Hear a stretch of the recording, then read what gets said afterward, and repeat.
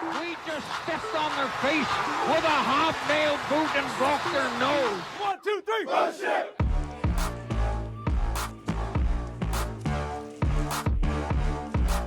Welcome to the Title Run Podcast. I'm your host, Dave Bethay, joined today by my main man, Scott the Stat Assassin. Scott, tell the people what's up. How's everybody doing? Still detoxing from 48 hours of draft nonsense. Yeah, and see the dismissiveness and the disconnect you hear in Scott's voice, a result of us pulling out the hair that, well, I don't have hair, but Scott pulling out hair and my beard turning more gray, trying to figure out what in the world our beloved Falcons were doing, which we'll get to in a few minutes. If you're new to the podcast, check us out on any major podcasting platform. You can also follow us on social media, Facebook and Twitter. And you can email us, titlerunsports@gmail.com. Billy, if you have any really good sound effects that are like fart noises or poop, those might be appropriate at certain parts of the show. So Scott, let's start by just briefly recapping all of the picks. The first pick, which was not a surprise to many people, although it was not the preference that you and I had, was Kyle Pitts with the number 4 pick in the first round. The second pick was Richie Grant, taking at number 40 in the second round after a trade down. The third pick was in the third round was Jalen Mayfield, who is a tackle who we think is going to play guard out of Michigan. In the fourth round, the third pick, 108 overall, we took Darren Hall, a cornerback out of San Diego State, wore the same college number as DeMonte Casey, shares a lot of similarities in his game. Then the next pick in the fourth round was Drew Dahlman, whose father, Chris Dahlman, was often confused with Chris Dolman, the famous defensive lineman, played for years in the NFL. He's a center out of Stanford. And then at the top of the fifth round, we took Taquan Graham, a defensive tackle out of Texas, who I think is probably going to play a little bit of 5 technique defensive end for the Falcons. And then in the bottom of the fifth round, the back-to-back picks we had, we took, and I'm going to butcher this name, Adetokunbo Ogundeji, who is a defensive end out of Notre Dame, and he was the 182nd pick overall, 38th in the fifth round. And at the very next pick, we took Avery Williams, a cornerback who's really a punt returner out of Boise State.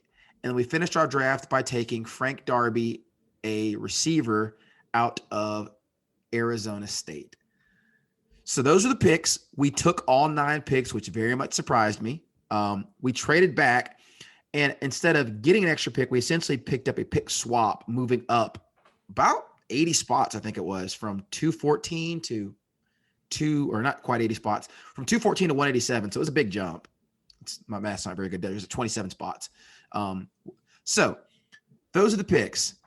Scott, your general feelings before we go pick by pick as we look at the 9 draft picks that added to the Falcons.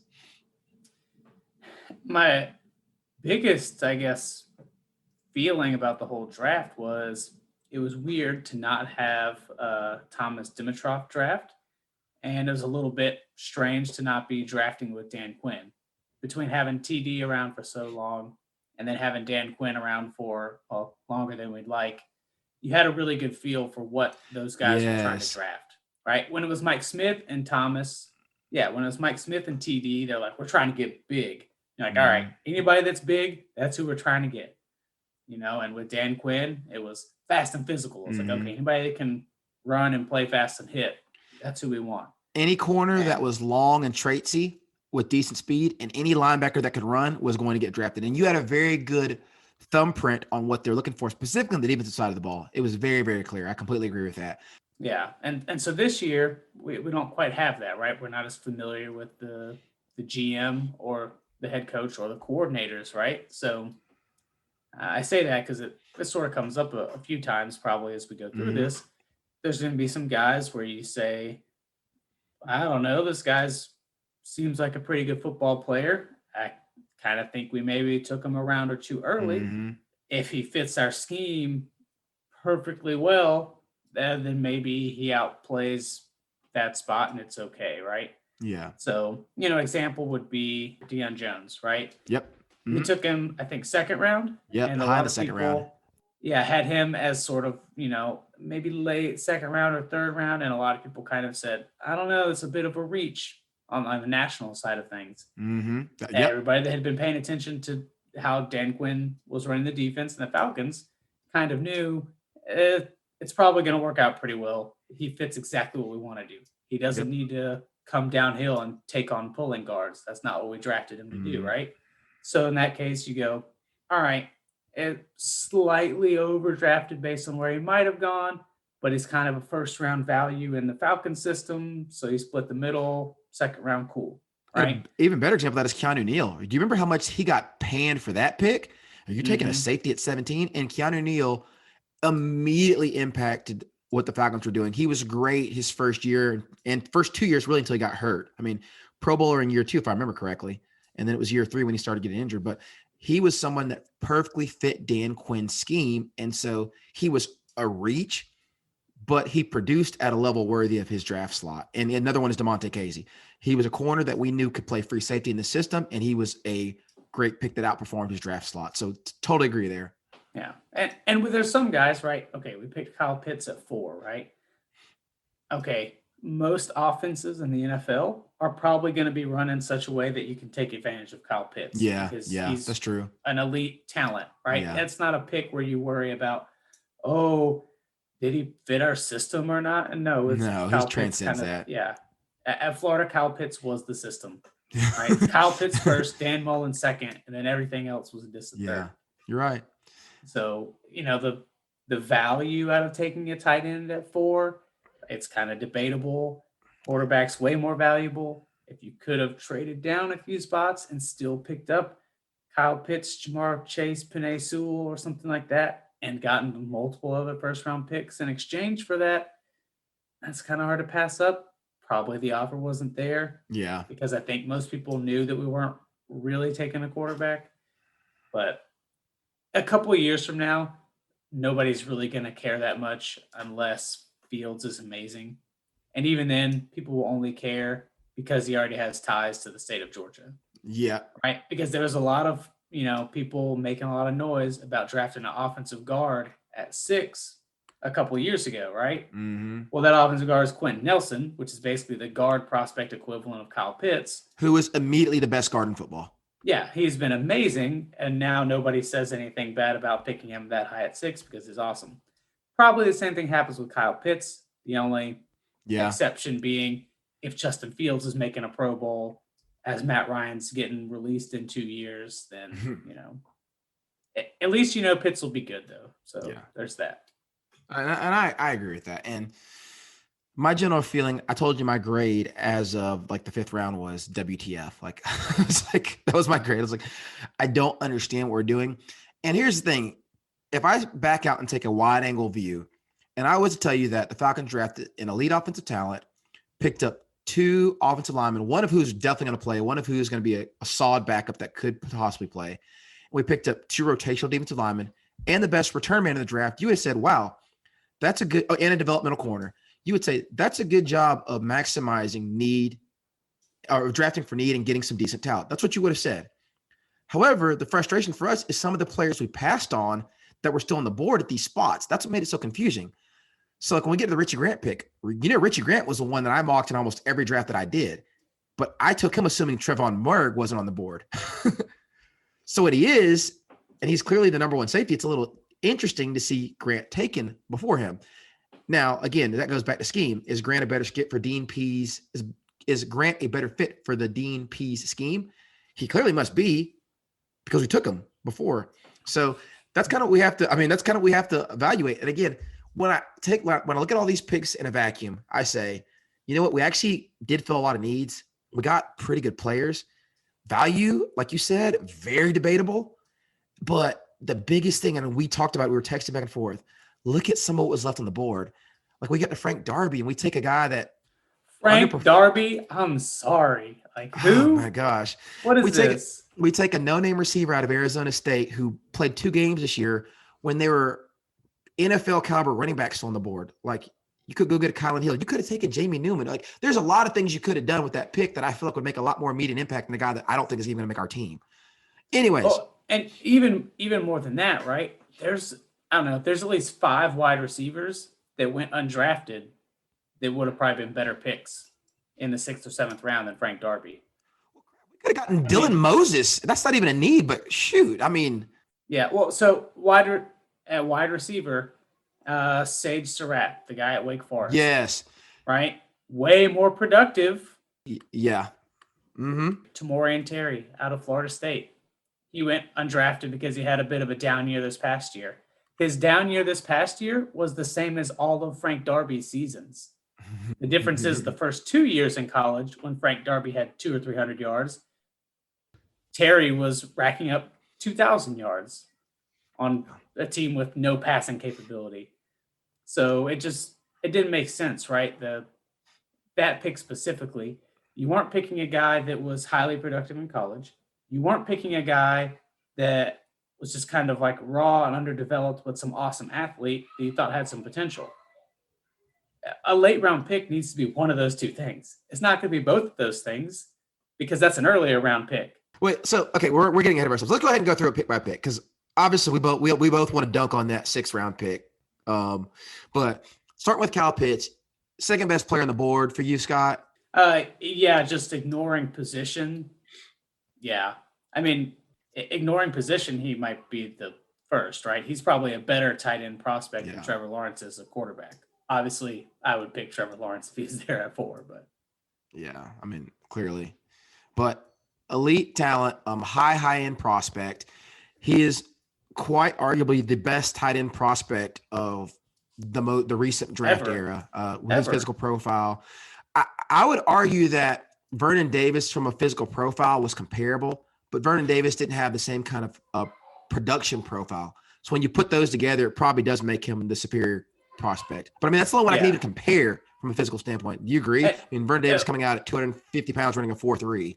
Yeah, Vernon Davis is probably a little bit more of a freak athletically, even than somebody like Kyle Pitts, as far as just dude looking like an Under Armour mannequin from the start. Yeah, which he was. Yeah, so looking like that, running in the 4.3s, just totally insane. Now, part of the difference is Pitts has about 3 or 4 inches on him, and Pitts at this stage is probably a better route runner, catches the ball better. So I would say he's a little bit better overall prospect. But you can't lie. A tight end running in the 4.3s is sexy, so it can't be ignored. Yeah. And the one thing, Vernon Davis was a nasty blocker coming out of college too. He had he had so many highlight blocks and trucks coming out of Maryland. But the point being, like, when we say, you keep hearing generational talent thrown around, it's probably used way too much. But this is one of those cases where it's actually appropriate because basically Kyle Pitts' ceiling is best pass catching tight end ever. That's his ceiling. And like his floor is perennial Pro Bowl tight end. Like that's his floor. Yeah. I mean, multi-time Pro Bowler. There is virtually no chance of him not being a productive NFL player, barring injury, of course. And so, just looking at his profile, 6'5", basically 6'6". He measured just under 6'6", 245 pounds, which is just a few pounds above his playing weight. 4.46, which we know that these 40-yard dash times are a little bit wonky, but dude, 83-inch wingspan. 83-inch wingspan. Just so you folks understand, anything above 75 is pretty good. He's at 83. That's bananas. Averaged 18 yards a catch last year, 12 touchdowns, and I believe he only played in 9 games. Is that right? I think so. Something like that. So, and again, the only complaint that either of us have had about this pick, and we've had it for weeks, and we talked about this in the last podcast, at least I did, was that taking tight end at 4 is not valuable. And I'll say it again. If your tight end has a historic year like Travis Kelce just had, he's the 8th most productive pass catcher in the NFL. A number 1 receiver is more valuable. However, in this case, if you treat him like essentially a top tier wide receiver as far as targets, and he has a Jimmy Graham season where he catches 17 touchdowns, it's going to be hard to complain about this pick at all. Yeah, and that's probably what's going to happen, right? He's going to play well enough where kind of hard to complain about the pick. Which is why we mentioned the Quentin Nelson pick comparison, right? Yes. Nobody cares about him going at 6 now. Yeah. And just talking about fit, obviously with Arthur Smith's offense, everybody knows he is tight end heavy. He's a tight end guru. He has resurrected the careers of people like Johnny Smith, got him paid by the Patriots.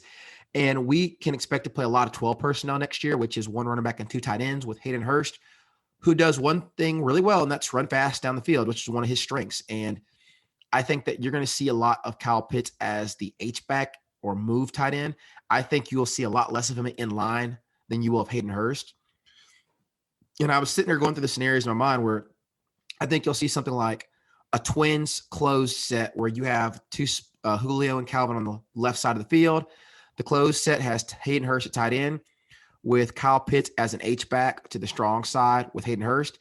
You get stretch zone blocking to the left. Matt Ryan play action fakes to the left, drops back. You got Hayden Hurst is going to down block, and then you get off the play action.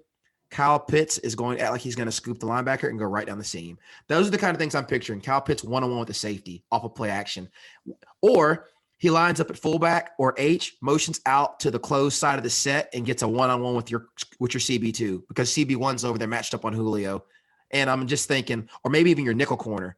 I mean, I'm just thinking like, I think that with what I've seen out of how they utilize bunch sets and motions in Arthur Smith's offense, I think our red zone woes are long gone. So I think this is a home run of a pick as far as how it's going to affect the team on offense. And we better be good on offense. We better score about 60 points a game because I don't know where the pass rush is coming from. Oh, man. That last line we've been repeating since the 90s. Oh, my gosh. Well, no, we had the John Abraham years. So we knew at least that was one person that was going to bring fire off the edge. All right, moving on to the second round pick. This is a player that I was probably one of my draft crushes. Trevon Merrick was somebody I didn't think we would actually get our hands on. So this is the safety that I actually focused in on, and I drafted in almost all my mock drafts. This is Richie Grant out of UCF. And I was listening to a guy on Sports Talk Radio here in Atlanta. He's like, I'm sorry, but I've never heard of this guy. Like, if you haven't heard of this guy, you're not paying attention to football, and you should be a little ashamed of yourself. Because if you pay any attention to the draft, this guy's in the top 5 draft boards at safety on everybody's draft boards. He's not a nobody by any stretch of the imagination. So. I think for a lot of people, if they haven't heard of Richie Grant, especially if it's Atlanta people, they're probably familiar with Georgia and Richard LeCounte. Richie Grant is Richard LeCounte turbocharged, an extra inch and an extra 10 pounds and a little bit more reliable tackler. That's what I said. He is turbocharged Richard LeCounte. If you were to watch his highlights and you Georgia fans, you would literally be like, oh my gosh, that's Richard LeCounte. That's what he played. I mean, he's built similarly. I said he's about an inch taller. He's listed officially at about 3 pounds heavier, but Richard LeCounte probably played more to like 185, we know, and not really at like 195, which he did at Pro Day. That was probably a ballooned weight. And just to give you an idea, he's scheme versatile. He can get down in the slot and play man-to-man, although I don't think that's where he's going to make his money in the NFL. He is a really good 2-high split field cover 2 safety. And that's where you get a lot of his woe highlights. I mean, there's one of him. I can't remember who they were playing, but he's on the far hash, comes across the field in cover 2 and picks off a seam route or go route on the other numbers. And it's like, wow, there aren't a whole lot of safeties that can make those kind of plays. And you got to remember the far hash in college is extra far.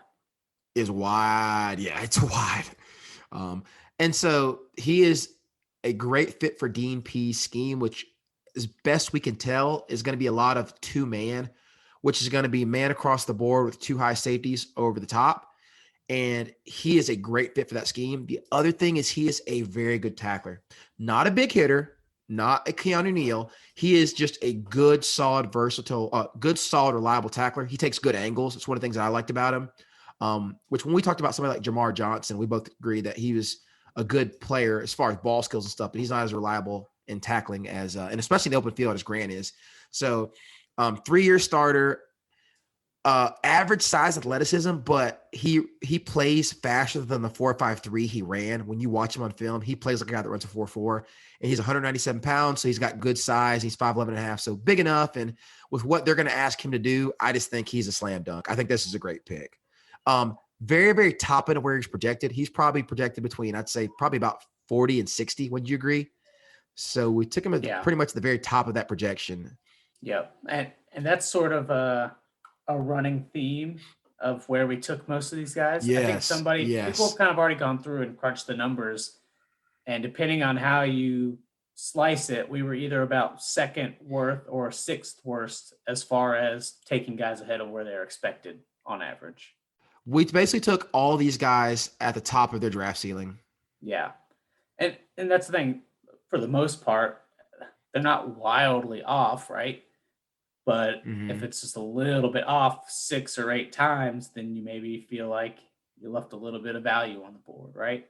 So, Mhm. I you know, agree. we And we mentioned that overall, this draft sort of mixed up um, picking talent, best player, and picking need. It's pretty evident with the first two picks. Kyle Pitts was just, all right, we're picking four. We're just taking the guy we think's the best player. Then you yeah, come back round two and you say, hey, we absolutely need a safety. Who's a safety worth a safety. second Yeah. round pick that fits our scheme? And that's Richie Grant. And then Yep. Yep. the I rest of the completely agree with draft that. is offensive line and corner, or basically just lines of scrimmage and cornerback. Well, those are Yeah. positions we always need more of. That's not the complaint, right? The complaint is Mm-mm. Jalen Mayfield should have probably been a third round pick in 2022. If he stayed another And year, I think he would have played his way into being a third round pick. well, and the thing is, I went and read a lot of evaluations from him. Some people had him as like a late one, which is probably ridiculous. But it seemed to me that 3 was kind of like the average. Like he could have gone lower, but some people had, like a lot of people had it. People that we trust had him as a second round grade on him. So he's a tough eval. But the thing is with him is that he's a right tackle that's probably going to play guard for us. I mean, I think there's a chance he could beat out Caleb McGarry, but basically the evaluations that I read, and I did watch him, and I'll go into my eval with him in a little bit, but the evals like NFL.com where he's a guy that's going to develop into a starter, but he needs some time. That's what you're talking about, Scott, where if he had gone back to school, he comes back and he's probably a legit third round pick. He's only played 15 games in his career. He's got short arms for his size, but he's massive, 6'5", 326. And if you watch him, he's very, very technically sound, almost a little robotic, but like he's got like good kick step, good hand placement on his strikes. He's scheme versatile. They do zone and power and gap scheme at Michigan. So that was good. He's got good burst mobility. The one thing was and I read this on several evaluations, you could see this on film, he tends to sometimes in space lunge and get off balance and fall off blocks, and he can get a little bit stronger. But my question is this, and maybe we don't know this yet, but is there a chance that he this year ends up being better than Caleb McGarry? I mean, there's always a chance. I gotta Chance, say, it's yeah. probably pretty unlikely, even though I don't Okay. think McGarry's gonna kill it. It's just this: if Mayfield is good, it's gonna probably take a year or two, right? That's what So most people feel. And the second question is, if he's not your right tackle this year, which I don't think he is, I agree with you. I don't think he is he your starting left guard on day one? And I think there, I that's a think he has a possibility. chance. Yeah, Yeah, I think so too. I would guess not on day one, but I would guess maybe by maybe week as the 6. season wears on. Yeah. Okay. So, But you and I both agree. So you mentioned Go ahead. with Mayfield, that he at Michigan they ran gap zone type schemes, and from all the stuff I've seen, he seems pretty well rounded in that, can kind of run either one. Yeah. What are we trying to run? We will run run zone. We will run outside zone. Okay. It will be out. Yeah, we'll have an outside zone heavy scheme. Tennessee did run some gap scheme, which is different than most of the Shanahan tree. They did run some gap scheme just because Derrick Henry. I mean, golly, if you're not running power with him, you're stupid. Getting him going downhill. But I'd imagine with the backs we have, that's a whole other story. Mike Davis, I don't think is an outside zone back though. I think Mike Davis is a gap scheme power inside zone back. And I need to go back and watch more of his film, but that's what I kind of see him doing. And I guess since Cordero Patterson's our backup running back, he'll be the one that runs stretch. I mean, what are we doing at running back, Scott? Let's keep it moving. Nothing. That was kind of the complaint, right? Yeah. And see, and this is what's just killing us. It's right here in the third round. Michael Carter's sitting there for you to take. Coming into the third round, you could have moved up. He went, I think, 1 or 2 picks right before this. And so then it's like, okay, well, maybe in the fourth round with the pick that we're going to take Darren Hall, you had guys there. You had people here like Kenneth Gainwell out of Memphis, who is a good option as a receiving back. You could have taken Chuba Hubbard because he would be a great fit in an outside zone scheme. He's a poor man's Tevin Coleman, essentially, is what Chuba Hubbard is. Yeah. Well, and right after we picked Mayfield, the next pick was Joseph Asai, who we were both drooling over. Yeah, and that's the kind of thing where you get him in the, anyway. So Joseph Asai was a pick that you and I both were really high on. He's a versatile 3-4 outside linebacker. He's crazy athletic. He's kind of like the poor man's Azeez Ojulari. Probably not as good against the run, but twitchy, athletic, probably a little bit better in coverage. And he just seemed like he'd be a great fit in this kind of scheme, which we know we're going to have a lot of 3-4 and 4-3 mixed in. But and if you're going to use a 3rd round pick on somebody that's a little bit developmental and isn't going to contribute a whole lot in the first year or maybe 2 years, you'd rather do that on a more high impact position, like a pass rusher or like a cornerback. Take somebody that's just real toolsy at cornerback and hope they turn into a stud, as opposed to a guy that you're hoping can slot in at guard. I don't know. And if we're going to take a corner, I would rather in the 3rd round, let's take, I don't know. I mean, Paulson Adebo, take him in the 3rd round. Guy that's long and toolsy. Kelvin Joseph was hoping, I thought we might grab in the 3rd round, but he was gone because he's a very talented corner out of Kentucky. He was one that I took in a lot of my mocks. So I ended up taking Darren Hall, who I wasn't familiar with. Went and checked this film. The dude is around the ball all the time. Does not have the prototypical frame. He's 5'11", 188, and he is one of those guys that basically added 5 to 10 pounds of muscle every year and bulked up. So he is still, if you look at him, has not maxed out his frame, but he's one of those guys who's going to have to work to keep weight on. I don't think DeMonte Casey ever got much about 185, and that was his listed weight. I'm pretty sure he played closer to like 175. But I hate to make the comparison, but this is who that guy reminds me of. He's a very, very reliable tackler. He led the FBS in pass breakups in 2019 with 16. Really good ball skills. He played a lot of zone and man, so he's scheme versatile, which I liked. He looked to be a little more comfortable in zone. He has really good eyes, was really good at finding the football in zone and making good breaks.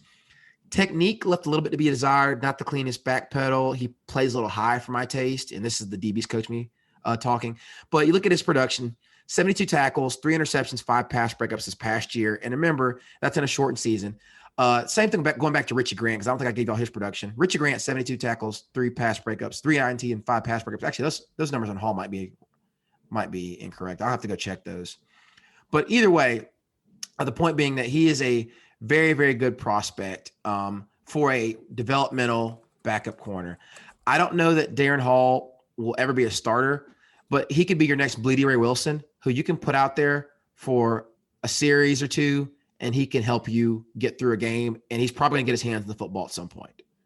Scott, you looking up? Do you have his stats for the 2020? Because I don't think these ones are correct that I have in front of me. Yeah, so 3 interceptions was correct, 6 passes broken 6 up, pass breakups, okay.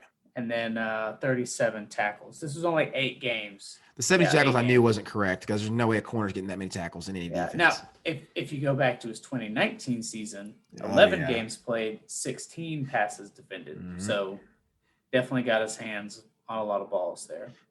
So again, this guy is a great fit I think primarily as a zone corner, which we will play some zone. And again, I think he's a good developmental prospect. To me, he's the kind of guy that you take in the 5th round, probably again around higher, because a 4th round pick is someone you're just looking at being like pretty much a guaranteed backup that might get playing time.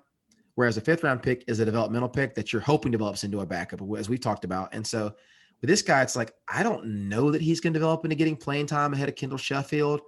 He's definitely an outside corner from what I saw, but not a bad pick. But again, this is a kid I'm probably taking in the 5th round. Decent talent, not a great value. Then in the few picks later in the 6th round, 6 picks later in the 4th round, taking Drew Dahlman. And I watched a good bit of him, and basically everything you see about him is good except his size. And you can tell even on film, he's small. He's not super strong. He gets bull rushed into the backfield, but like he does everything right. Like he's smart. He picks up blitzes. He can move. Like they pull him around on outside running plays, which you don't pull centers unless they're really, really good. And like, dude, he's nasty. He's blocking the echo of the whistle. Like the only thing that I didn't like about him was I looked at his weight and saw that he was listed at 295. And I was like, oh gosh, like he's a baby. 6'3", 295. But I think, this is the kind of guy that's a 5th round pick again to me. A backup that's probably going to be a reliable backup. This kid will make the team and be a reliable backup for years. And if he has to play, you'll be okay. He could shock you and beat out Matt Hennessy at center. I don't think that's out of the question because I think he might actually be a little bit cleaner of a player than Matt Hennessy. Yeah, and really, a year or two from now, it's very possible He wins just the guy. the center job and Yeah. Hennessy kicks over to guard. It's quite Right, because possible. Hennessy's kind of a center / guard. Yeah. But it's another guy, another interior lineman that seems like long term could be a pretty good player. Yeah. Probably a year or two away, right? Right. Yeah. I would definitely say that with him. Put on 5 or 10 pounds, get a little bit 20. stronger, so it can. Yeah, well, I'm being realistic. Yeah, I did right? realistically. Yeah, and then anchor a little bit better and just hold up against the And this is one of the things with him is he does not have positional versatility. He is a center and a center only with his size. So, fourth round, ninth pick, 114 overall, probably a little bit of a reach again. Fourth or fifth round value that we probably took a little bit early. Then moving to the beginning of the fifth round, number 148 overall, the fourth pick in the fifth round, we took Taquan Graham from Texas, a defensive tackle at 6'3", 292, ran a 4.93, 35-inch arm, Scott. That's quite lengthy. Just so y'all know, anything over 32 is solid length. So 35 is literally go-go gadget arms. Yeah, and 33 is usually the sort of arbitrary magical cutoff for offensive tackles. They don't want to take offensive tackles. They don't want offensive linemen to play offensive tackle a lot of times if their arm length is under 33. Now, a lot of like hardcore offensive line guys and offensive line coaches don't actually care about that. Yeah. There's always exceptions. But in the scouting community, that's sort of the magic number. Well, this guy's 35, so he's way above that cutoff. And he's 6'3". Normally your tackles are 6'5". Yeah. And if they have 33-inch arms, they say, all right, good arm length. So this dude's lanky. This is NBA body. Just he really is. Pounds. And if you've never seen Taquan Graham, he is built like a brick house. I mean, he looks all of his 290. He's not wiry like you would think somebody with 6 foot with 35-inch arms. He's not wiry like you would picture someone with 35-inch arms being. He is built solid. When you watch him, I think that he is going to end up being a 3-tech defensive tackle when we go 4-3, and he'll kick outside and play a 5-tech defensive end. He is not a nose, and he is not an outside linebacker or stand-up end. He is not either of those. He is hand on the ground. He played 48 games and 24 starts at Texas, so he's played a lot. He's scheme versatile, which is helpful. He is going to provide, I think, a lot of what Marlon Davidson is supposed to provide also, which is a guy to play on first and second down in base. He has very, very little pass rush upside. He's not twitchy, but he's going to line up, play his block, make a tackle, and then jog off the field on third down when you bring in your pass rushers. And he has a really high motor. That's one of the things you saw if you watch his highlights. He is all over the field. So this, to me, is actually a good fifth-round pick. And if things go well, potentially even kick inside on passing downs. Yeah. If you're in a 4-3, he can play defensive tackle next to Grady, and you have essentially a jet package where you can get some pressure there. And I personally am believing the more that I saw with us not choosing to take an outside linebacker, that Dante Fowler and Michael Walker are going to play those outside linebacker positions when we go to a 3-4. And I'm just guessing they must feel really good about them as your pass rushers from those stand-up positions, because if not, they would have taken someone to play them, because the defensive end that we took that we'll talk about in a second, I don't think he's a 3-4 outside linebacker. So moving on to, I'm not even going to try to say his name again, but I'm going to call him Adi Ogundeji out of Notre Dame. He is a 6'4", 260-pound defensive end with, again, 35.25-inch arms. So that was a theme. And if you look at him, he looks on film all of 6'7". He is deceptively short at 6'4". He looks way bigger than that, and he is the typical long, wiry defensive end that you picture. I think he is more or less a prototypical 4-3, not wide 9 defensive end. I don't see him kicking inside at all. I don't really see him as a designated pass rusher. I see him as a guy that you're going to play in base, because he only ran a 4.8 40 at that 260-pound frame, which is not great athleticism. It's very, very average athleticism.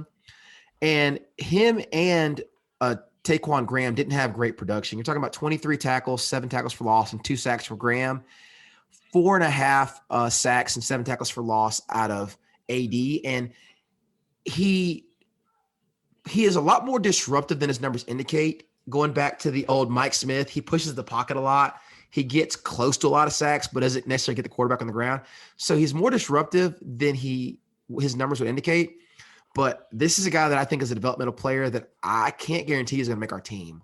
I think Taquan Graham has a better chance of making our team. And the one thing to remember, too, with some of the stats, right, for guys this past year is an abbreviated season. Yes, of course. And it's a season that also didn't really see a lot of the cupcake games. That's true. So, all conference schedule. That's true. Yeah. So it's hard to tell because a lot of times, he had 4.5 sacks, right? A lot of times you have guys with 8.5 sacks. And people are like, hey, that's good production. But he had 4 of them against directional school. Yeah, it's 3 or 4 more games. You pick up 2 sacks against Central Arkansas and 2 sacks against, Missouri Valley, something or other. Yeah.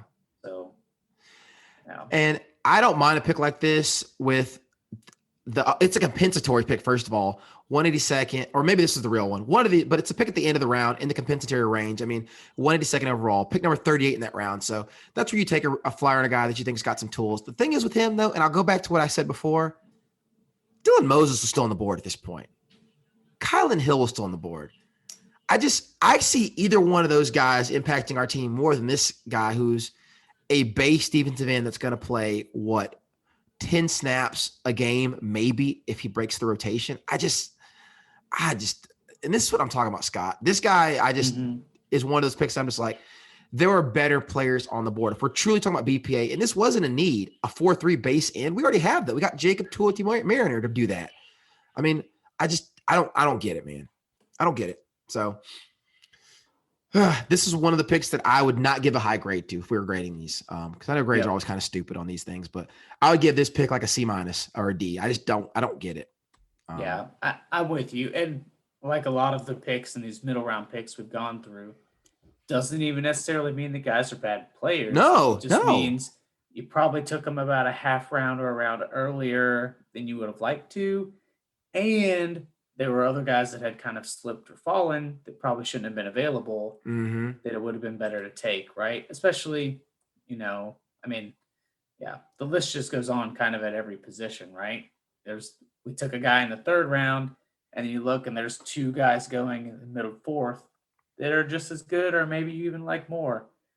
So, and this is another issue I have. Like, we take a tackle after taking a tackle, 2 years ago in the 1st round, trading up to get a tackle and Caleb McGarry. We're taking another tackle. Quote unquote. Yeah, okay, yeah. And I was about to say that. We're going to kick him inside the guard. Fine.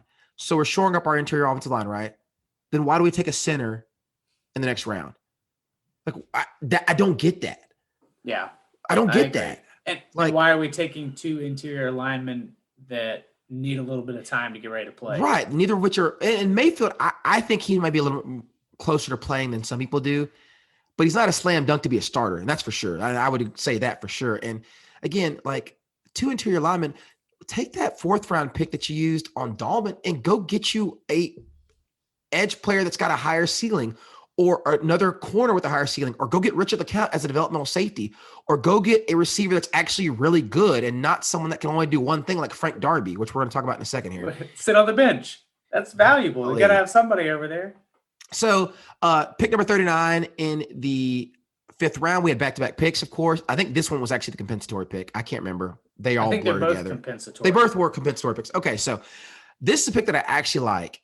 I was trying to figure out at first, Scott, we took a 5'8" corner out of Boise State.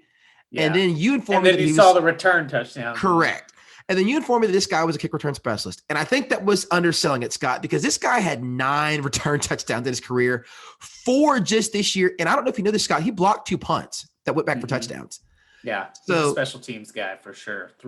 I didn't even list him as at it. So yeah, he's he is the best return man, probably the best specialist, kicker, punter, of anybody in this entire draft. And he was an All-American, consensus All-American. Again, best return in this draft, 6 punt return touchdowns, 2 kickoff returns, 2 punt returns this year. He's at 5'8", 187 pounds, ran a 4.4. He's listed as a corner. He will probably never rep corner or even see corner in the field for us. At his pro day, people had him running routes. So this guy already knows he's going to the NFL and he is not going to make any money playing corner. So he is a specialist. And as bad as the return game has been ever since really since Devin Hester left. We had the 1 year we had Andre Robertson, and he was good. And then we decided to let him go. And then he made the Pro Bowl next year. So we've been sucky ever since.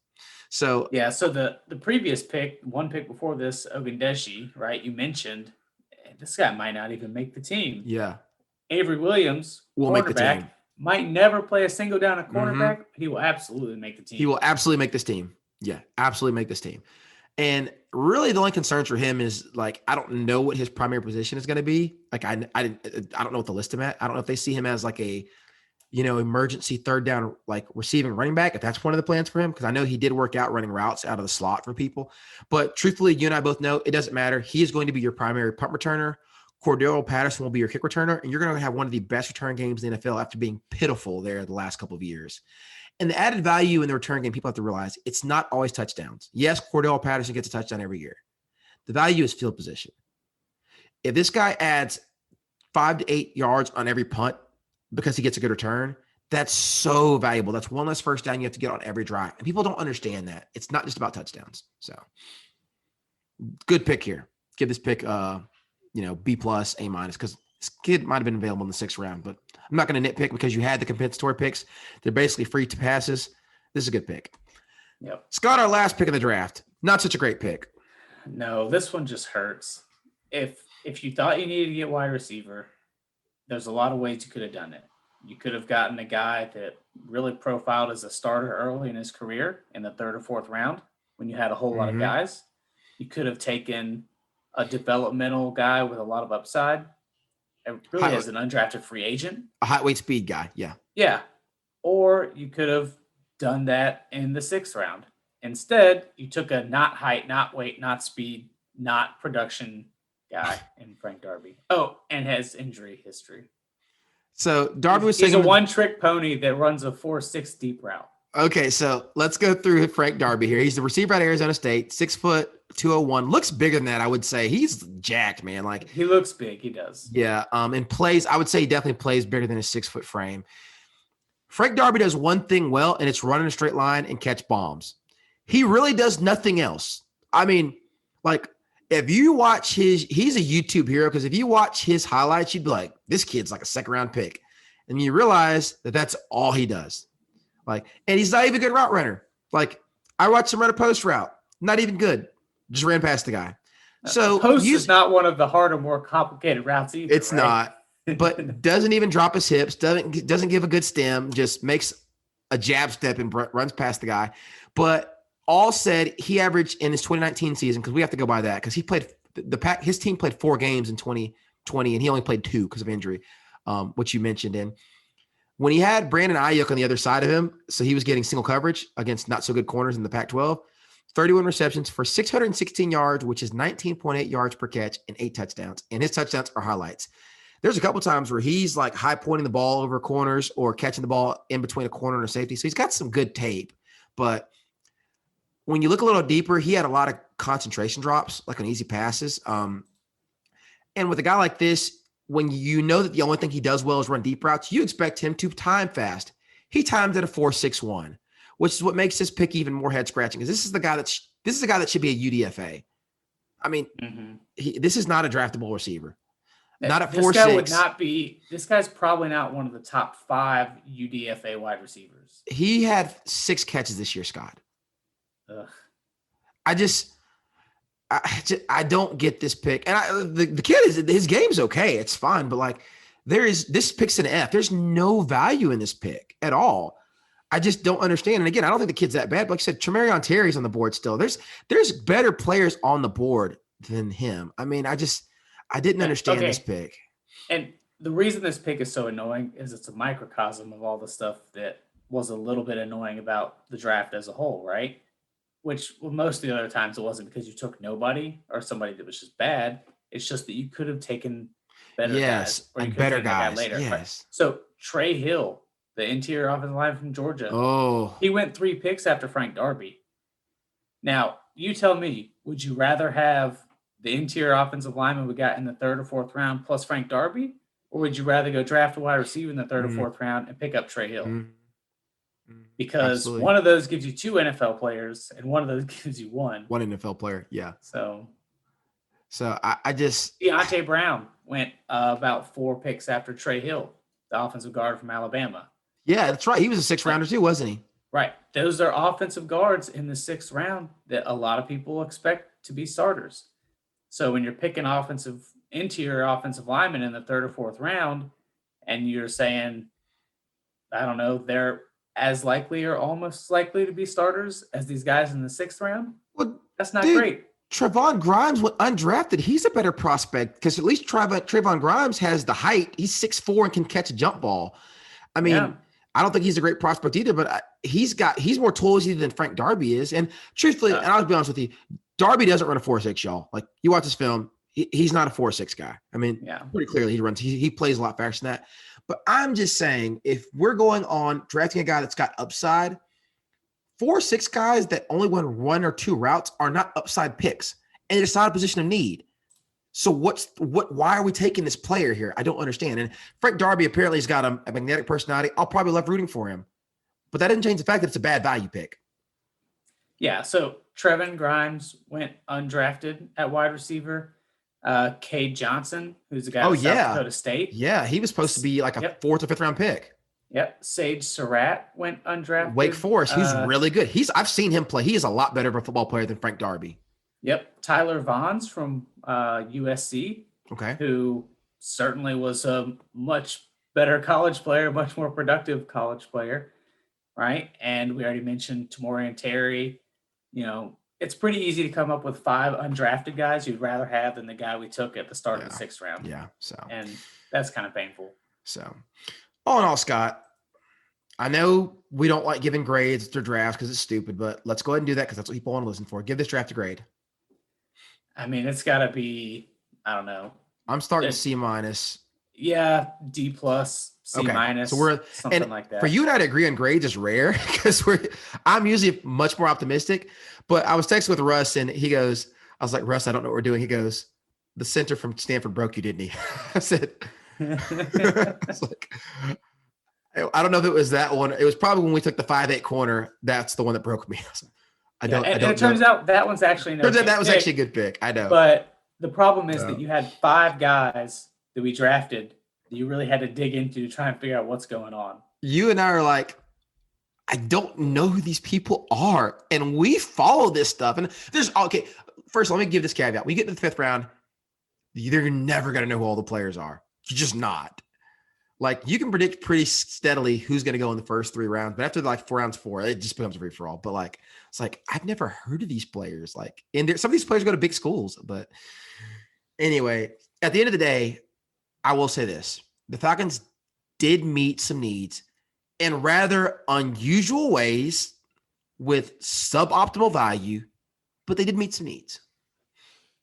Yeah, and we mentioned this sort of at the beginning. What makes it a little bit tough is none of these guys are so awful that they just shouldn't have been drafted, or so awful that we took them 5 rounds early. It's just always a little bit early. Well, hey, that means that if they fit what we want to do a little bit better than expected, or a little better than we realize, or if this person's just a little bit better than the evaluation other teams had on him, and we got it right, then all of a sudden everything's fine, no problems. Or one guy hits, right?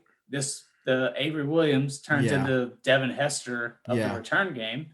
Well, crap. That covers a lot. Who cares about Frank Darby? You're right. Got Devin Hester like 3 picks before him. And that's one of the things you have to say. You have to tell people too. And I was telling somebody, like, you can't get too bent out of shape about the 182nd pick. Like, would I rather?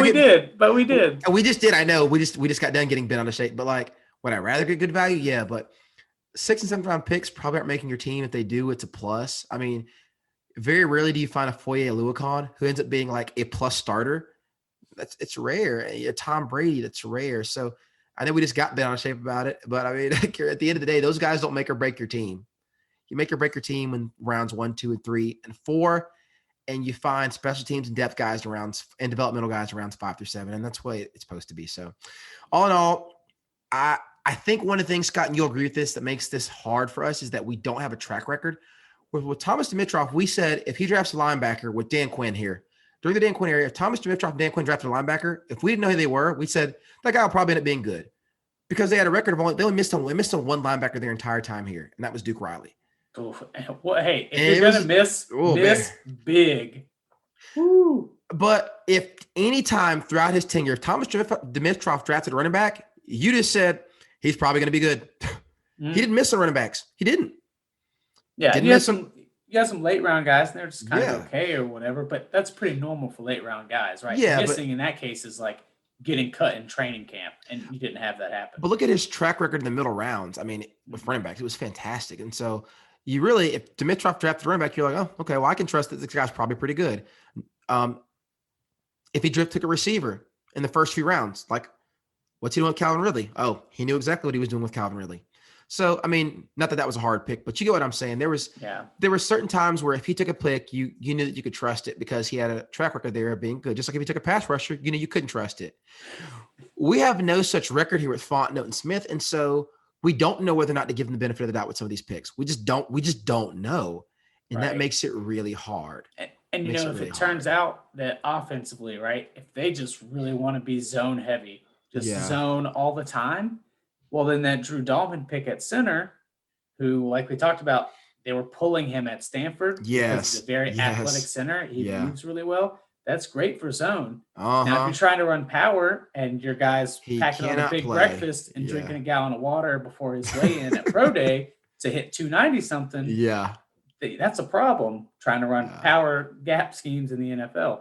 Yeah. But if we're really just trying to be zone, Drew Dalman's a guy that a couple years from now is, way above the expected level when you draft him possibly. And then everything's cool. All's forgiven, right? So. And he's about as good as doubling and climbing to linebackers as you're going to find out of any center in this draft. I mean, he was really good. So, all right. So we don't give a lot of hot takes. So you got to hear us dunk on some draft picks, talk a little trash about our new GM. And I'll be thankful if we're wrong and these guys end up being great values for the production. We will both be very, very happy. But again, he doesn't get the benefit of the doubt yet, even though I'm giving love to another bald brother. All right, Scott. I know we got to go take care of kids and babies and wives. So we're going to wrap it up and call it a night. This has been Dave Bethay from Title Run Sports Podcast. Scott, tell the people, adios. Have a good night. Take care of your hair, everyone out there. You got to keep it while you got it. That's it for today. Thank you for listening.